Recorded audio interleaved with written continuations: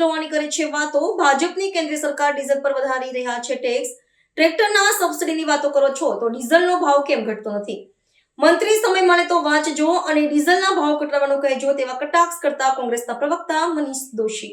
ગુજરાત સરકારના કૃષિ મંત્રી પોતે ખેડૂત પુત્ર હોવાની તો વાત કરે છે,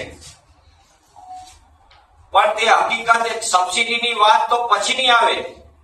પણ ગુજરાતના જેની પાસે જે ખેડૂત પાસે ટ્રેક્ટર છે એને ચલાવવા માટે જરૂરી ડીઝલ ભારતીય જનતા પાર્ટીની કેન્દ્રની મોદી સરકારે દેશની અંદર પેટ્રોલ ડીઝલ ઉપર લગાવેલા 2 રોકટોક અમર્યાદિત ટેક્સના કારણે એક્સાઇઝ ડ્યુટીથી માંડીને વધારી હતી।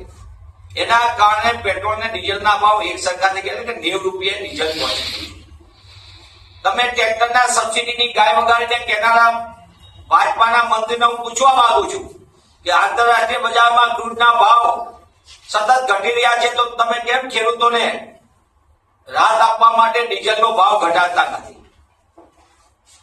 11 વર્ષની અંદર દેશની જનતા આગળથી કેન્દ્રની મોદી સરકાર અને ઓઇલ કંપનીઓએ 30 લાખ કરોડ કરતા વધુનો લૂંટ ચલાવી છે। ત્યારે મંત્રીશ્રી સમય મળે તો વાંચન કરજો।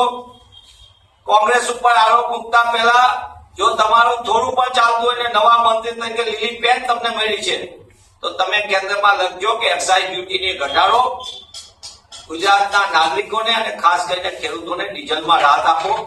જો આંતરરાષ્ટ્રીય બજાર પ્રમાણે જો અત્યારે ભાવ આપવામાં આવે તો ડીઝલ આપણને 50 રૂપિયાથી 60 રૂપિયામાં મળી શકે ખરું, પેટ્રોલ આપણને 60 રૂપિયાથી 65 રૂપિયામાં ઉપલબ્ધ થઈ શકે। તો આ લૂંટના કારોબાર ઉપર ક્યારે રોક લાગશે એનો મંત્રીશ્રી ગુજરાતના ખેડૂતોને જવાબ આપો।